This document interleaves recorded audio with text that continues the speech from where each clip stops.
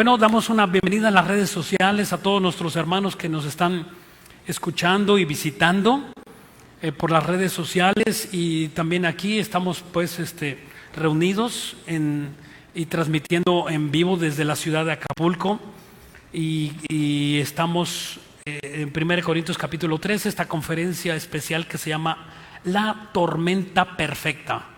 Así la titulé, La Tormenta Perfecta, muy acorde al tiempo en que estamos pasando. 1 Corintios capítulo 3. Esta tormenta perfecta quedó acuñada de un hecho real en los años 90, cuando en un puerto de Massachusetts, un barco pesquero, ¿verdad?, que hicieron una película ya posteriormente, fue capturado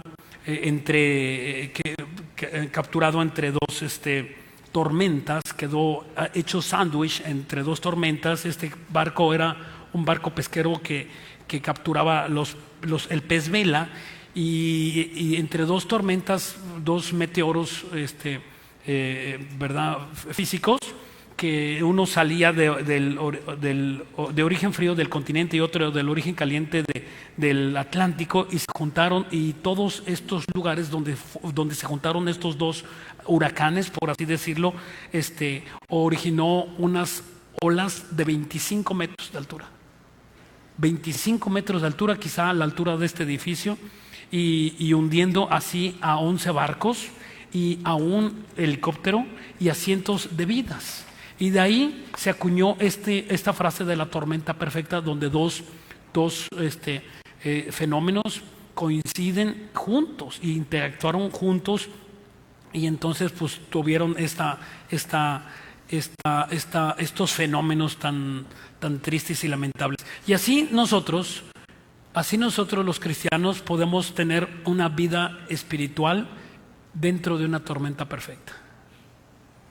Tu vida puede estar ahorita en una tormenta perfecta, con un desastre natural, espiritual, y donde dos factores coinciden: el temor y las amenazas.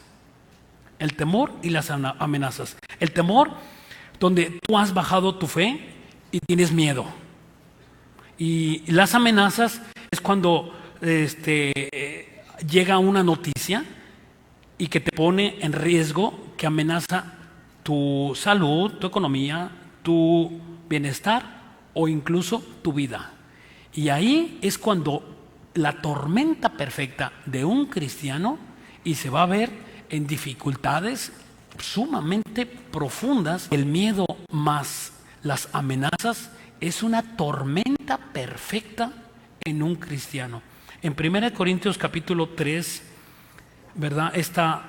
Vamos a entender primero que 1 Corintios capítulo 3, 12, que las tormentas, ¿verdad?, en nuestras vidas sirven para corregir nuestras vidas.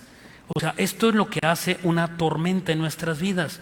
1 Corintios 3, 12, y sobre este fundamento, y si sobre este fundamento alguno edificare oro, plata, piedras preciosas, madera, heno, hojarasca, la obra de cada uno será manifiesta, porque el día la declarará, pues por el fuego será revelada la obra de cada uno, cual sea el fuego la probará.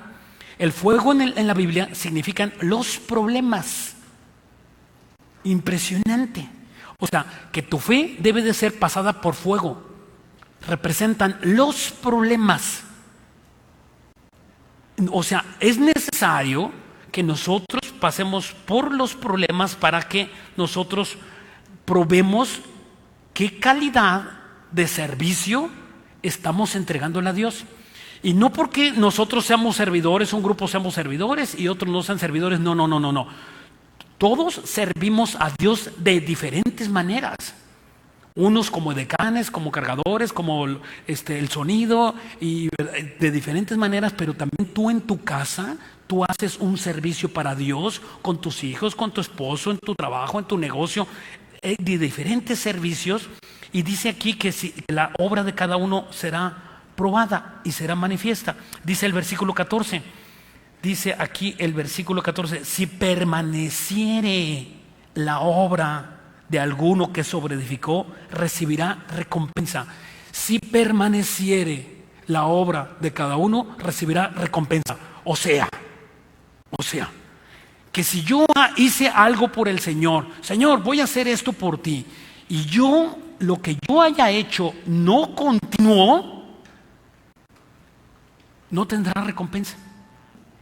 De igual manera, si tú hiciste y lograste un ministerio y armaste a un servicio para el Señor y tu servicio no continúa, no recibirás recompensa. Todos estos grandes hombres de Dios, sus ministerios murieron y sus ministerios continuaron. Si tu ministerio y tu servicio a Dios y tú estuviste bien contento sirviendo 1 año, 2 años, 2 años y 3 años, y te sientas 6 meses, 2 meses, 1 semana y dijiste, yo ya estoy cansado, no, dice la Biblia que no recibirás recompensa, solamente si permaneciere. Si por ejemplo tú duraste 2, 3 años, 5 años, 6 años, ¿verdad? Y tú dijiste, no, gloria a Dios, amén, aleluya, y eras un maestro, y eras un hombre de fe, y una mujer de fe, y viene el problema, y tú te debilitas, tu fe no estaba basada en la fe de Dios. A menos que recapacites y te levantes. Analicemos qué es el miedo. 1 Juan 4:17, antes de entrar en materia. 1 Juan 4:17. ¿Qué es el miedo? El miedo, la Biblia habla de lo que es el miedo. El miedo es algo que está invadiendo los corazones de todo el mundo hoy en día. El miedo es miedo. El miedo es algo de temor a lo desconocido. Y mira, aquí vamos a ver lo que dice nuestro Dios en la primera carta de Juan 4:17. Dice, en esto se ha perfeccionado el amor en nosotros, para que tengamos confianza en el día del juicio. Pues como Él es, así somos nosotros en este mundo. O sea, esta confianza que nosotros tenemos en Él es la palabra parresia, con doble R, parresia, y significa coraje, determinación o ser diferentes. O sea, nosotros, cuando somos presionados por una angustia, por un temor, por una mala noticia, nosotros tenemos que tener coraje, determinación y esforzarnos a ser diferentes de lo que el mundo es. Nosotros no podemos vivir en el temor del mundo. Tenemos que esforzarnos, ¿verdad? Y agarrar el teléfono y levantar al débil, levantar al caído. Pero si tú te encierras en tu closet,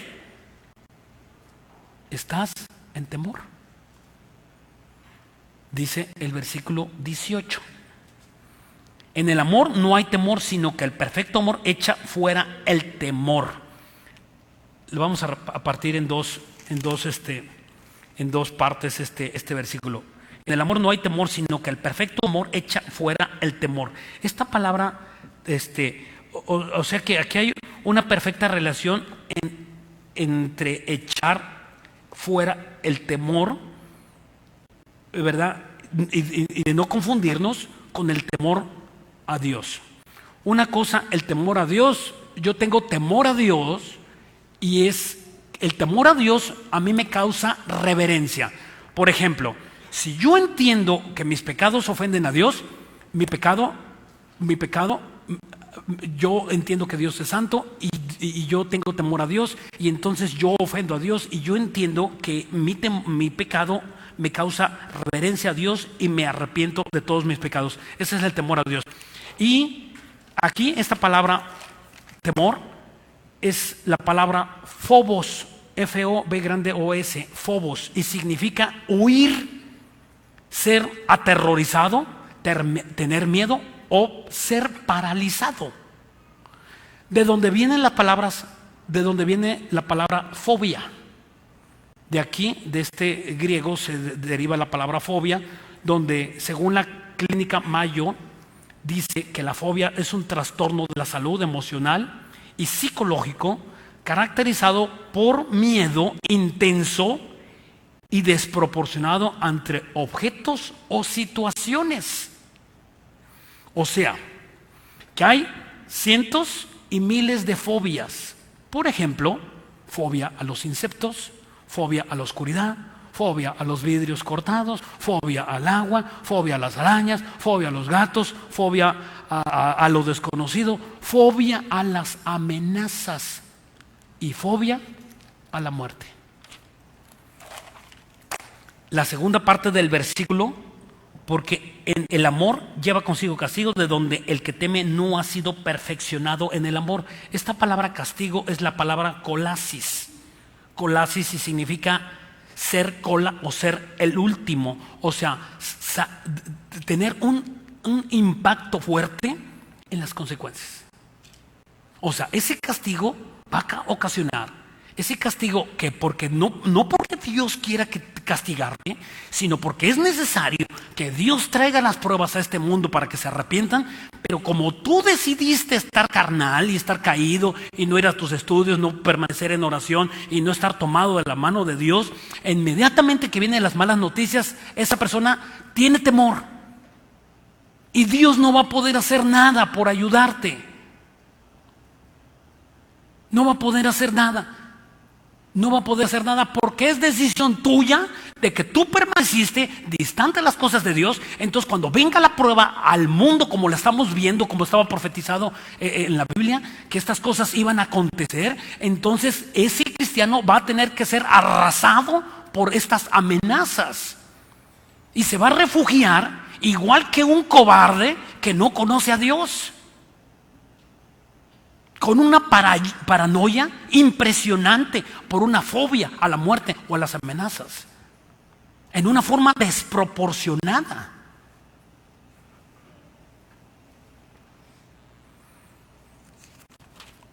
Elías,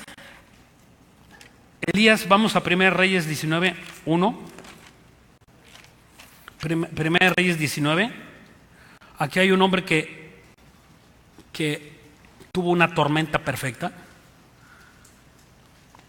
Este hombre derrapó, estuvo caído, Elías, porque descuidó su relación con Dios y cayó en fobos, en miedo, en paranoia y huyó. Elías tenía un currículum impresionante. Oró por fuego del cielo y cayó fuego. Enfrentó a un rey pagano, ¿verdad?, poderoso, y lo derrotó. Enfrentó a una reina, la esposa de Acab, Jezabel, la enfrentó, ¿verdad?, y al final la venció. Degolló a 850 brujos en un segundo. Oró por sequía en un segundo y dejó de llover por 3 años y medio. Y oró una oración que duró quizá 10 minutos a Dios, y Dios que vuelva el agua de la lluvia, y en ese momento empezó a llover. O sea, era un hombre sumamente poderoso, y con todo esto se descuidó de su relación con Dios. Quizás se confió en su poder, el poder que Dios le había delegado. Quizás se confió, se durmió en sus laureles, y en el momento de la amenaza huyó. En el momento en que fue amenazado, huyó. Claro que Dios lo rescató. 1 Reyes 19:1 dice aquí, en 1 Reyes 19:1 dice, ¿verdad? Dice acá, dio a Jezabel, esta es la reina, las nuevas de que todo lo que Elías había hecho, o sea, de que había degollado los 850 brujos, y de cómo había matado a espada a todos estos profetas. Entonces envió Jezabel a Elías un mensajero diciendo: así me hagan los dioses y aún me añadan, si mañana a estas horas yo no he puesto tu persona como uno de ellos, o sea, degollarlo, Y dice el versículo 3: viendo pues el peligro, se levantó y se fue para salvar su vida, y vino a Beerseba, que era en Judá, y dejó allí a su criado. O sea, salió patas. ¿Para qué te quiero? Patas, ahora es cuando. O sea, huyó, corrió por la amenaza, impresionantemente corrió por la amenaza, ¿verdad? Sin considerar que Dios es el que le había puesto a evangelizar y ¿verdad?, a predicar su palabra. Simplemente desde aquí, sálvese quien pueda. Yo no sé si sea tu pensamiento. Y me recuerda esta historia. Esta es una historia, y a lo mejor ha de ser verídica en una parte del mundo. Dicen que llega un empleado con su patrón, y un empleado de mucho respeto, ¿verdad? Y llega con su patrón y dice: patrón, ya me voy de aquí, ya me voy, mis cosas, mi dinero, ya me voy, patrón, ya me voy, patrón. Y entonces el patrón dice: espérate, ¿dónde vas? Cálmate. Ya me voy a México me voy. Y le dice el patrón: a ver, momentito, ¿cómo que te vas a México? Y le dice: sí, me encontré la muerte, me encontré cara a cara la muerte, y ya me voy a México. Y dice, y ni tiempo le dio de hablar, el patrón se quedó solo. Dice: caray, he perdido uno de mis mejores empleados. Y dice: no, esto no se queda así, voy a hablar con la muerte. Y llega el patrón y le dice: oye, muerte, qué bárbaro, ¿cómo eres capaz de haber espantado a uno de mis mejores? Dice: pues si no lo quería matar, pues ¿por qué me lo espantan, no? Total, lo hubieran matado y ya lo mata. Dice: entonces le fue a reclamar, ¿no? Dice: de hecho, él me espantó a mí. Dice: ¿y por qué te espantó a ti? Sí, dice: porque yo no pensaba encontrármelo en Acapulco, pensaba encontrármelo en México.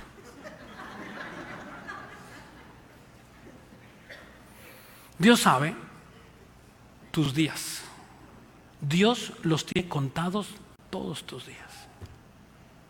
No es lo que te cuides. Claro que debemos de ser prudentes. La fe no está peleada con la prudencia. No, ¿verdad? Seamos prudentes, pero Dios es el que dice cuándo y hasta cuándo. Y mientras tú debes de ser mega feliz. Esto hizo Elías, este gran hombre de Dios. Dice el versículo 4: y se fue por el desierto un día de camino, y vino y se sentó debajo de un enebro, y deseando morirse, dijo: basta ya, Jehová, quítame la vida, pues yo soy mejor que mis padres. Fíjate aquí, número 1, le movió el miedo. El miedo fue lo que lo aterrorizó y lo hizo dominar. O sea, el miedo toma control de nosotros, no el Espíritu Santo. Entendamos que el miedo es un espíritu contrario al Espíritu Santo. El miedo es un demonio que nos invade y que nos hace hacer cosas que tú no pensabas que podías hacer.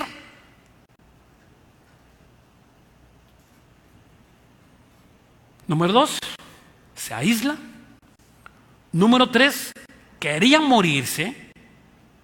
Y número 4, dijo aquí que la autoestima se le vino por los suelos. O sea, olvidó lo que había hecho meses o semanas pasadas. Versículo 5. Dice aquí: y echándose debajo de un enebro se quedó dormido. Y aquí que luego un ángel le tocó y le dijo: levántate y come. O sea, siempre los que están en depresión, en miedo, tienden a dormir. ¿Será tu caso? Buscas dormir. ¿Y sabes qué es buscar dormir? Buscar desconectarte del mundo. Buscar dormir es desconectarte del mundo. Por eso cuida a tus hijos. Cuando tú veas que tu hijo duerme, es un dormilón. Claro que los jóvenes duermen mucho, pero si está durmiendo en demasía, tú podrías estar pensando que está en depresión, o tu esposa o tu esposo, y están, ¿verdad?, teniendo esa depresión disfrazada, porque nunca una persona que está en depresión lo va a reconocer. Es muy difícil, a menos que tenga que ser ministrado por la palabra de Dios, y esa persona va a poder decir: sí, cierto, estoy en depresión y necesito arrepentirme, ¿no? Jesús dijo, ¿verdad? No temas a quien mata el cuerpo. No temas a quien mata el cuerpo, sino quien arrastra el alma al infierno. O sea, esto no quiere decir que nosotros tengamos miedo a una amenaza, porque nosotros no debemos de tener temor a quien mata el cuerpo. Tú no debes de tener temor si alguien viene, te pone una pistola, te mata un cuchillo, ¿verdad? Y tú debes de resistir, sí, porque eres un hijo de Dios. ¿Cuántos hombres de Dios en la galería de los hombres de la fe, en Hebreos 11, dice que muchos fueron aserrados, decapitados, arrastrados por caballos, echados a los leones?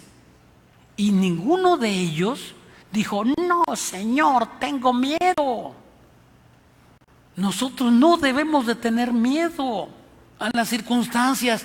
Hermano, hermana, en Cristo, estas amenazas no son para la iglesia. Quédate al segundo servicio, de eso voy a hablar. Estas amenazas no son para la iglesia. Entendamos de una vez por todas. No es en contra de nosotros, aunque nosotros debemos de ser prudentes. Dice aquí el versículo 6, dice: entonces él miró, y aquí que a su cabecera una torta cocida sobre las ascuas, y una vasija de agua, y comió y bebió, y ¿qué dice? Y volvió a dormirse. Número 6, solo ven lo malo. Solo ven lo malo. Impresionantemente solo ven lo malo. No tienen ojos para ver lo bueno, ¿verdad? Están viendo internet y se meten, y el coronavirus, y lo malo, en Italia, en España, en Estados Unidos, ¿verdad? Y todo. Y entonces estás viviendo en una psicosis de lo que tú te estás alimentando. Eso eres. Tal es sus pensamientos, así es él. Y tú ves aquello, y ves aquello, y ¿sabes qué haces? Vas a ver y vas a actuar en cuanto a lo que tú ves. Pero si tú dices y lees la Biblia: Jehová es mi pastor, nada me faltará, en lugares de verdes pastos me pastoreará, confortará mi alma, ¿verdad? Y entonces tú estás dedicando y profetizando la palabra en tu vida, y declarándola, y actuándola, y viviendo eso. Vas a ser un remanso. Vas a ser un remanso de vida. Y las demás personas van a querer preguntarte: ¿y por qué tú tienes tanta paz? ¿Y cómo le haces? A ver, dime tantito, un poquito de ti, ¿cómo le haces? Porque vas a ser un imán espiritual a la angustia de todos los demás. Ahorita es el momento que nosotros en la iglesia tiene que levantarse. ¿Y qué? ¿Te vas a esconder abajo de tu cama? Como un cobarde. Quizá. No, es el momento de invitar a personas a la iglesia. Es el momento de invitar a hermanos a estudios. Es el momento en que tú tengas que levantar y sacar la casta. Es el momento en que tú tienes que decir: yo soy diferente. Yo peleo contra vientos y mareas. Recordándote, el espíritu de Elías es el espíritu que tú tienes en tu corazón, el espíritu de Cristo.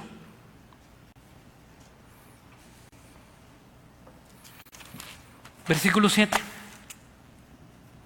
Y volviendo el ángel de Jehová la segunda vez, le tocó diciendo, o sea, 2 veces: levántate y come, porque largo camino te resta. El ángel de Jehová es Jesús. Jesús se le aparece, igual que a ti y a mí, se nos aparece, nos mueve: levántate, levántate, levántate, levántate, levántate.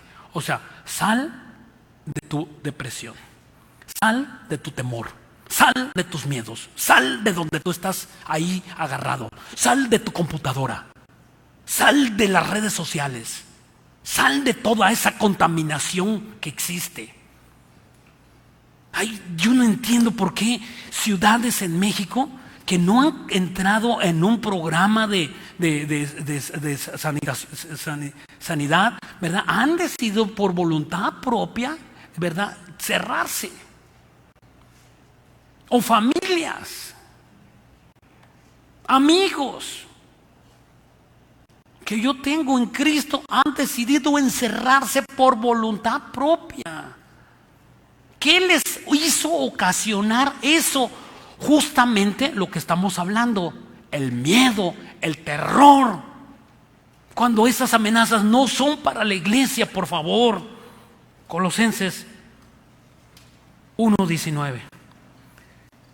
Y aquí, aunque Elías, ¿verdad?, Dios le dijo que Jesús se acerca a él con él y lo levanta y le dice, largo camino te espera. Es que Elías iba a cumplir el llamado que él tenía. Elías iba a cumplir el llamado que tenía. Y espérense, no se murió. Aunque deseó morirse. ¿Saben qué edad tiene Elías? A ver, teologuitos, ¿saben qué edad tiene Elías? No, hermano, tenía. No, Elías no ha muerto. Fue traspuesto. Elías no ha muerto. 2,896 años tiene de edad. ¿A dónde lo tiene el Señor? Pues en alguna parte del mundo. No ha muerto. Va a volver a resurgir, va a volver a vivir. Quizás sea de los 2 testigos que están en Apocalipsis. Dios le tiene preparado un ministerio. Todavía una segunda parte de su vida, de su ministerio. Y así es cuando tú y yo nos levantamos de una depresión. Vamos a ser usados mucho más en grande. Cuando tú decides que Dios te levante, cuando tú decides, Señor, ya levántame, no tienes idea cómo Dios te levanta en alto. En gran manera te va a volver a usar porque eres valiente. Dios no le espanta el pecado. A Dios le espanta que no te levantes. Todos los que estamos aquí podemos caer en pecado y hemos caído en pecado, pero Dios no tiene problema con eso. Dios tiene problema que no te levantes y que vivas en temor. Colosenses 1:19 dice: por cuanto agradó al Padre que en él habitase toda la plenitud, dice el versículo 20, por medio de él reconciliar consigo todas las cosas. Hermano, y las plagas también, y las enfermedades también, y mi vida también, y mi economía también, y mi esposa también. O sea, aquí dice que reconciliar consigo todas las cosas por medio de Jesucristo, así las que están en la tierra como las que están en los cielos, haciendo la paz mediante la sangre en la cruz. O sea, Dios ha tenido tus enemigos no son lo que tú ves. Nuestros enemigos no tienen poder sobre nosotros a menos que Dios lo permita. ¿Me expliqué? Porque Dios ha reconciliado con nosotros todas las cosas. No así a una persona del mundo. A una persona del mundo, Dios está airado con el pecador todos los días y Dios, todas las cosas que están pasando en el mundo son para el mundo, no para su iglesia. Versículo 20. Versículo 22, 21, ¿verdad?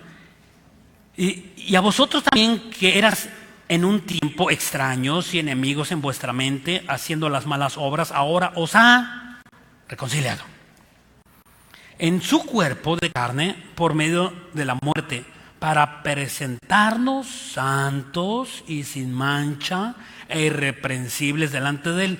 Si en verdad permaneces, esta palabra es epitumia, permaneces firme, pegado, significa epitumia, fundados y firmes en la fe, sin movernos de la esperanza del Evangelio que habéis oído, el cual se predica por toda la creación y está debajo del cielo, el cual yo, Pablo, fui hecho ministro. O sea, si en verdad permaneces fundados y firmes en la fe, si permaneces en el Evangelio, si permaneces en la Biblia, si permaneces en oración, si permaneces en comunión, si permaneces en congregándonos, si permaneces, tú tienes que permanecer porque eres cristiano. El mundo no puede permanecer, pero nosotros tenemos que permanecer. Aquí está la vida. Esta es la vida eterna. La vida eterna, la vida no es el mundo. El mundo tan solo es pasajero. El mundo, ¿qué hace el mundo? ¿Amenaza? ¿Traiciona?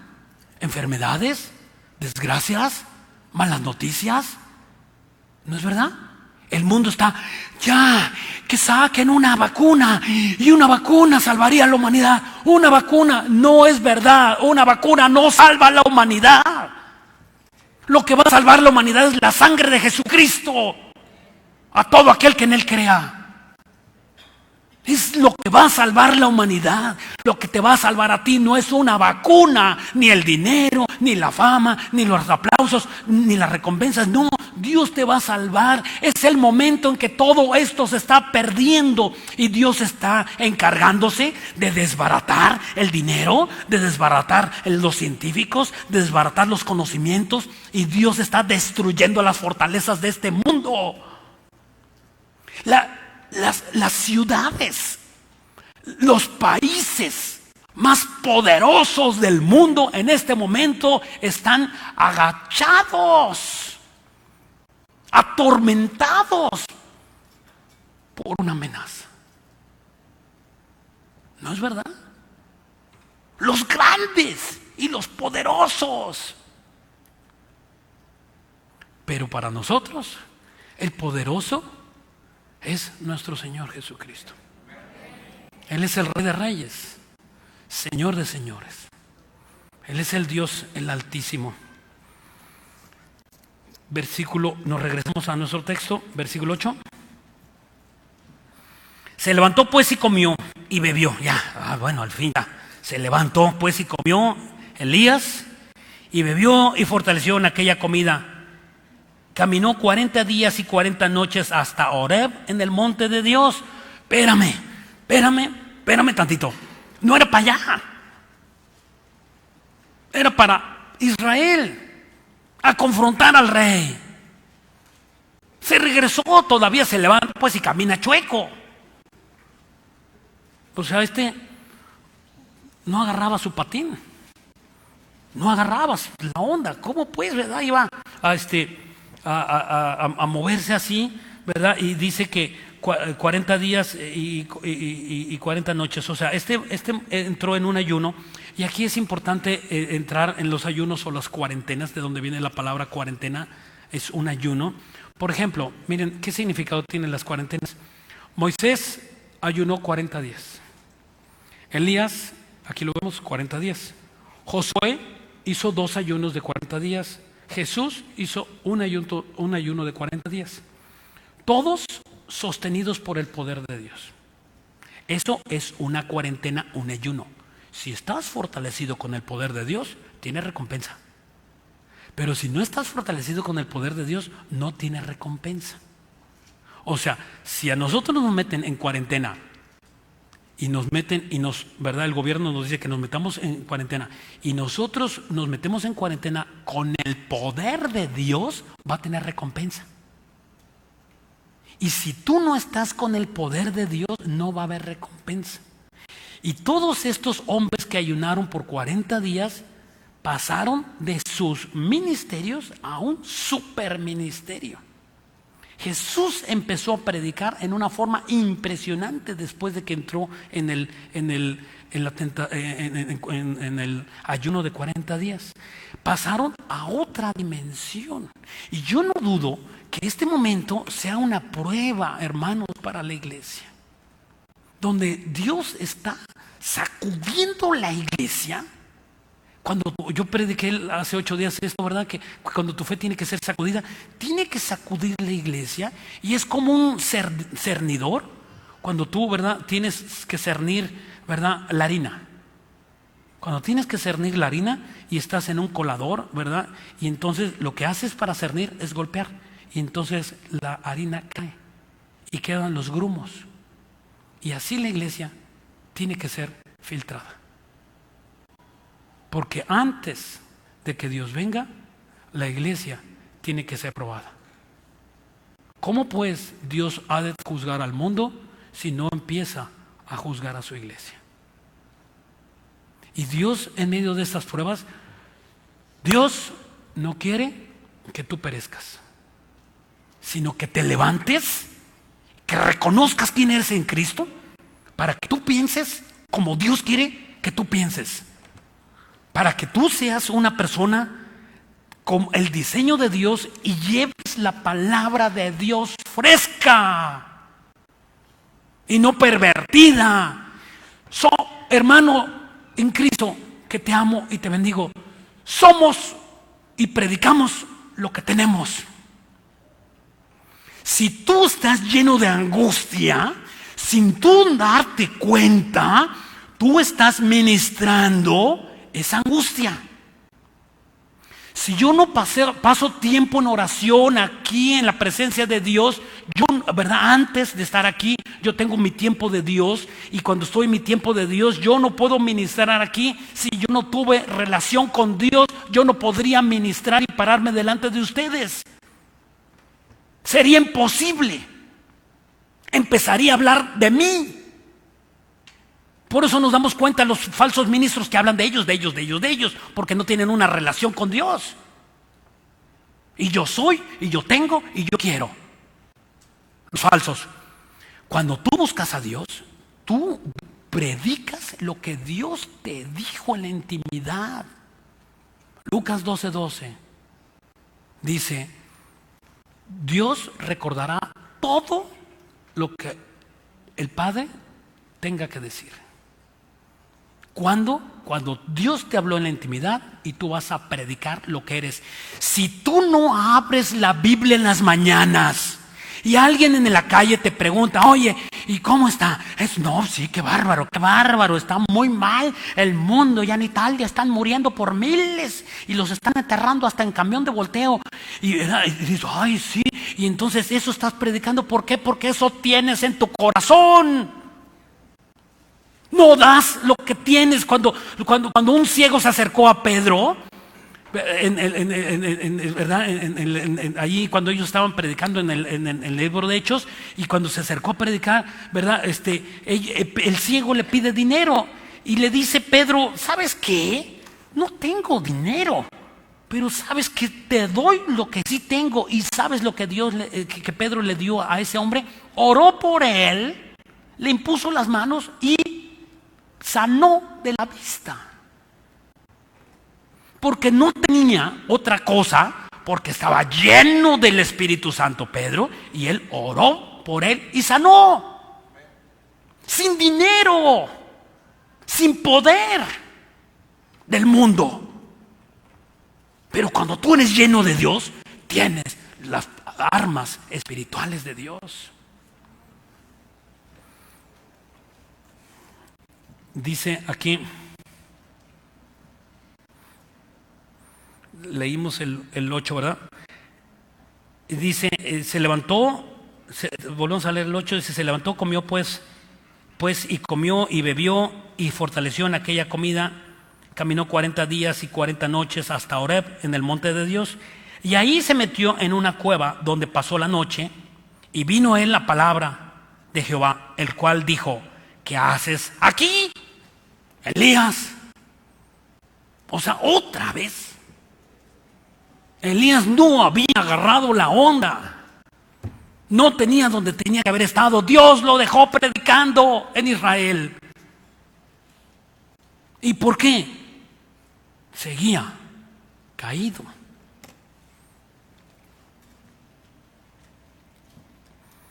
Dice, quizá él caminó muchos kilómetros para alejarse por las amenazas. O sea, siguió caminando, levantado y comiendo, pero levantado y siguió caminando para alejarse de las amenazas. Versículo 10. Y se justifica inmediatamente. Un cristiano que anda chueco, el sinónimo de un cristiano, hermanos, el sinónimo de un cristiano que está chueco es la autojustificación. Cuando tú confrontas a un hermano, ¿por qué? No, pues tengo trabajo, no he podido, no, pues esto, no aquello, no mi mamá, no mi papá. Empiezan a justificar, empiezan a culpar a los demás.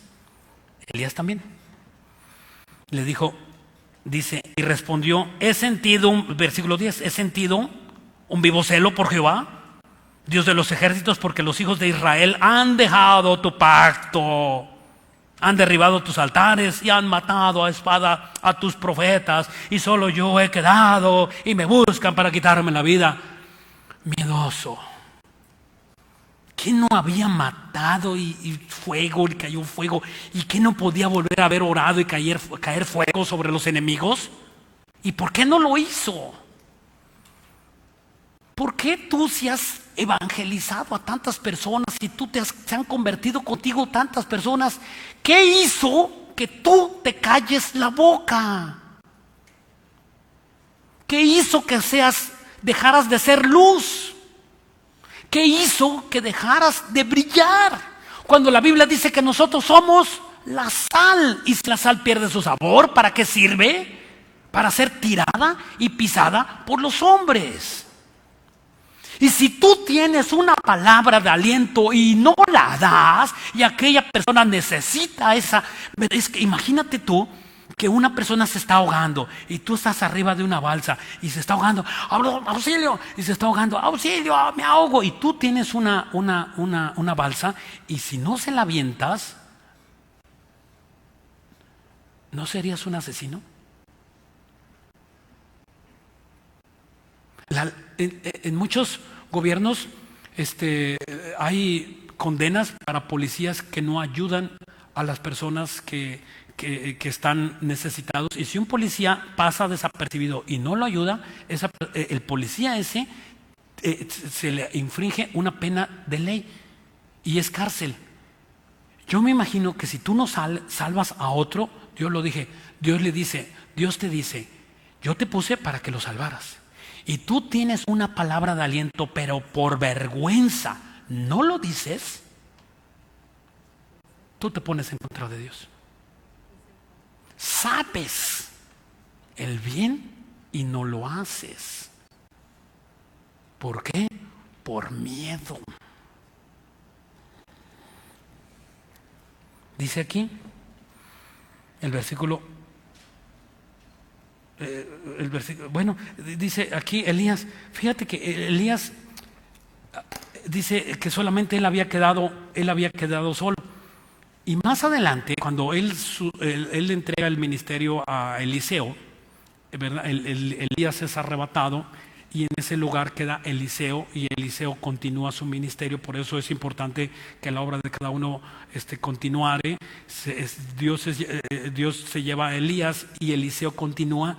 Y Eliseo, en un momento de su vida, ahí en 2 Reyes 6:15, dice, Eliseo va caminando en su caballo, y su siervo, su ayudante, le dice, wow, estamos sitiados, son cientos y miles de hombres de a caballo que vienen en contra de ti, de mí. Y Eliseo le dice, Dios, ábrele los ojos a este sinvergüenza incrédulo. Y le abre los ojos y dice, wow, mayores son los que están con nosotros que los que están en el mundo. Y si tú no estás viendo el poder de Dios, tú eres un ciego igual que el siervo de Eliseo. Dios tiene un poder sobrenatural en medio de toda esta confusión. Dios no se le ha salido del control esta enfermedad. No ha perdido Dios el control y no lo va a perdonar. ¿Qué clase de Dios crees que tienes? Es imposible que Dios pierda el control. Dios es el que puso la llaga y Dios es el que la sana. A Él sea la gloria por los siglos de los siglos. Dice, y verdad, el versículo 11, y le dijo, sal fuera. En un intento, en el tercer round de Dios, Elías, perdón. Y le dijo, sal fuera y ponte en el monte delante de Jehová. Y aquí que Jehová, que pasaba, y un grande poderoso viento que rompía los montes y quebraba las peñas delante de Jehová. Pero Jehová no estaba en el viento. Y tras el viento un terremoto. Pero Jehová no estaba en el terremoto. Y tras el terremoto un fuego. Pero Jehová no estaba en el fuego. O sea, fíjate nada más, cosas sobrenaturales. Y verdad, y tú estás orando, Señor, esto es un terremoto. Y no está Dios en el terremoto. Señor, hay hermanos que dicen que descienda fuego, fuego. ¿Y sabes qué es fuego? Problemas. Yo no entiendo por qué la gente dice que descienda fuego. Y le digo, no hombre, sácate. Yo no entiendo eso. Yo no entiendo de dónde sacan fuego. Todas las veces que en la Biblia está el fuego es problemas, juicio. Y dice, ¿verdad? Que descienda fuego y quieren ver cosas sobrenaturales. Y no, hombre, y hablamos en lenguas y se movió el Espíritu Santo y tembló y sentimos que temblaban y los hermanos se sacudían y lloraban. Espérame. ¿Y cambió tu vida? En esas experiencias, ¿cambió tu vida? ¿Ha cambiado tu vida en esas experiencias? Si no es, como dice la Biblia, dice aquí el versículo 12, y tras el terremoto un fuego, pero Jehová no estaba en el fuego. Y tras el fuego un silbo apacible y delicado. ¿Qué necesitaba Elías? Justamente eso. Necesitaba sosiego, estar en paz, estar quieto. Necesitaba estar mega quieto. Vamos a Job 1. Aquí en Job vemos la historia, la contrahistoria. Elías cayó. O sea, Elías tuvo la tormenta perfecta. Pero Job, un hombre de Dios, un superhombre de Dios, dice aquí en Job 1:8. En Job 1:8, miren, hermanos, hay varias veces que Dios, en la Biblia hay 4 veces que Dios habla con Satanás. En el libro de Job están las 2 veces. En la historia de Dios manda a un demonio para destruir el reino de Acab, que ya acabamos de hablar. Esa es la segunda vez. Y aquí en el libro de Job las otras 4 veces. Y la otra vez es cuando Jesús le dice a Pedro, Satanás me ha pedido, o sea, hubo un diálogo de Satanás antes, porque me ha pedido que tú seas zarandeado como el trigo, pero yo he orado a ti para que tu fe no falte. O sea, dicho de otra manera, Dios usa a Satanás como un instrumento para sacudir a este mundo. Miren, veamos este diálogo. Vámonos duro y rápido a la cabeza, al diálogo. Job 1:8. Y Jehová dijo a Satanás, ¿no has considerado a mi siervo Job? ¿No hay otro como él en la tierra, varón perfecto, recto, temeroso de Dios y apartado del mal? Y respondió Satanás a Jehová y dijo, ¿acaso teme Job a Dios en balde? ¿No le has cercado alrededor de él a su casa y todo lo que tiene, su dinero, su economía, sus bienes de ahorro y verdad y sus escrituras y todo lo demás? Perdón, eso es cosecha mía. Al trabajo de sus manos ha dado bendición, por tanto sus bienes han aumentado sobre la tierra. Y le dice Satanás, pero extiende ahora tu mano y toca todo lo que tiene y verás si no blasfemia contra ti en tu misma presencia. Y dijo Jehová a Satanás: he aquí que todo lo que tiene está en tu mano, solamente no pongas tu mano sobre él. Y salió Satanás de delante de Jehová.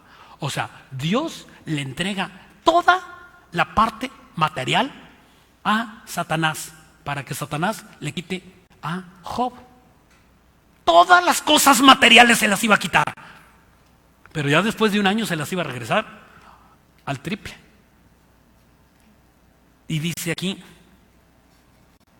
dice el versículo 1:22, en todo esto no pecó Job, ni atribuyó a Dios despropósito alguno. Empieza otra vez, no te duermas, empieza otra vez Job en el capítulo 2, Satanás, y empiezan otro segundo diálogo. Empiezan con una historia. Aconteció que al otro día vieron los hijos de Dios para presentarse delante de Jehová. Y siempre cuando dice el Antiguo Testamento los hijos de Dios, los hijos de Dios son los demonios. Vino también entre ellos presentándose delante de Jehová. Y dijo Jehová a Satanás: ¿de dónde vienes? Respondió Satanás a Jehová y le dijo: de rodear la tierra, de andar por allá y por Acapulco y por todo el mundo.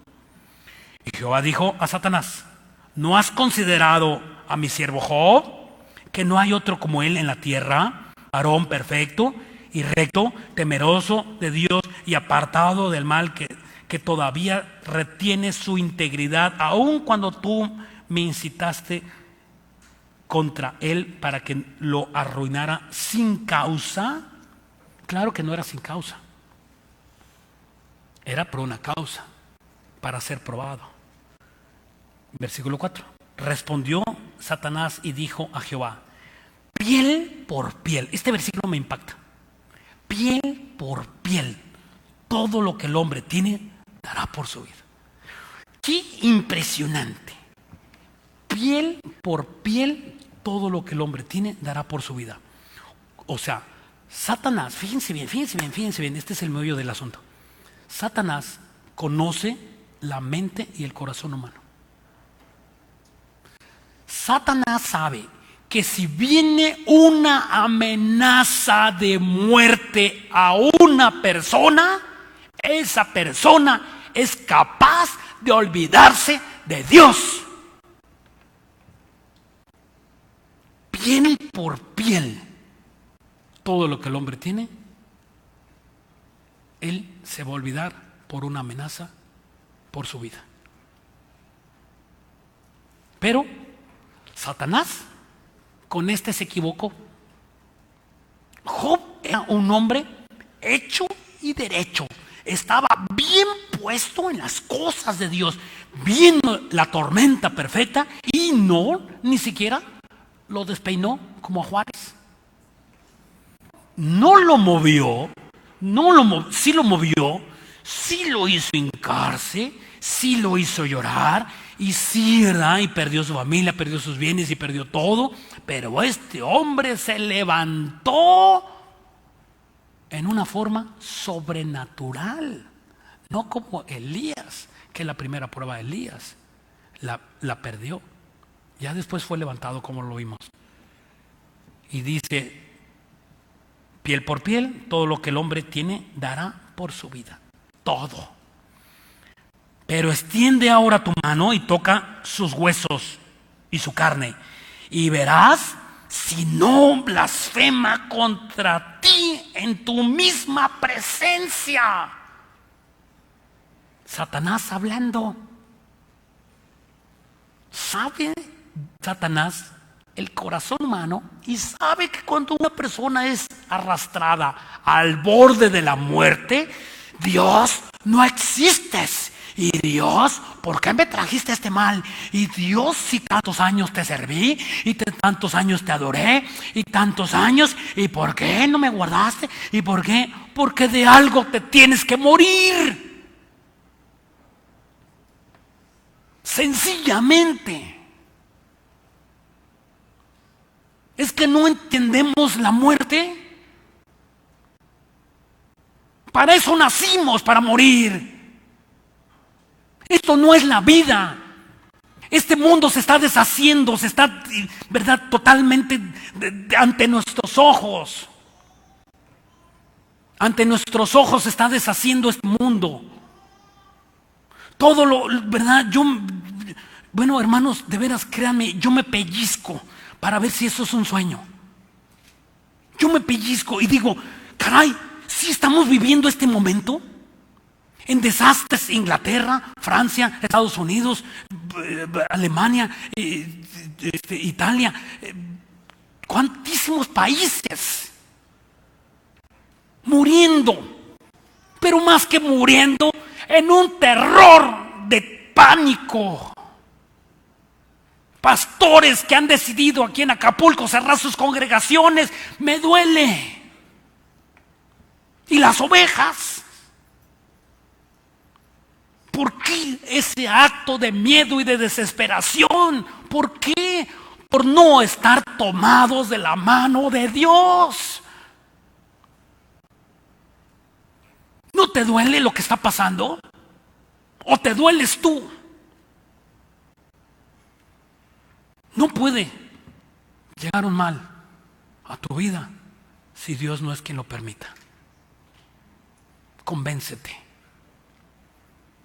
No puede llegar, sino que sabe Dios que Dios está usando este momento para que tú te arrepientas. Es Dios quien está sacudiendo su iglesia, es Dios quien está sacudiendo el mundo en la última de sus misericordias. En la última de sus misericordias Dios está trayendo estos desastres naturales, estos desastres ¿verdad?, de plagas. Los está trayendo para que el mundo voltee a ver a Dios y que el mundo diga, ¿dónde estás, Dios? ¿Dónde estás? Y puedan buscar ser allá. Buscarás a Dios, y si lo buscares de todo tu corazón, Dios será hallado. Clama a mí, dice Jeremías 33:3, y yo te responderé y te enseñaré cosas grandes y maravillosas que tú no conoces. Oremos, hermanos. Bendito Dios, te damos en este momento. Cuánto tenemos más que seguir aprendiendo de tu palabra. Cuánto más tenemos que seguir de rodillas ante ti. Porque en todas las cosas hemos sido grandemente bendecidos, en todo don, en todo misterio. Nos has dado a conocer los misterios, Dios, que tú tenías escondidos desde antes de la fundación del mundo, que es tu iglesia, que es esta fundación. Tú lo hiciste, tú lo instituiste. Y dice la Biblia que las puertas del Hades no prevalecerán sobre tu iglesia. Tú lo dijiste. Para que nosotros no nos perdamos, mas tengamos la vida eterna. No temas, mi pequeña manada. No temas. Como estuve con esos grandes de Dios, con esos grandes hombres fieles, estaré contigo. No ha terminado este tiempo, sino tan solo ha comenzado. No te fijes cuando quiera terminar, porque la Biblia dice que el que comenzó la obra no la terminará hasta su venida. Esto es el comienzo. Cambiarán los países, cambiará la forma de predicar, cambiará la forma de vivir, cambiará la forma total en este mundo. Después de esto, el mundo no será igual. Otros van a volverse a la maldad, y otros más van a volverse a tus brazos, Dios.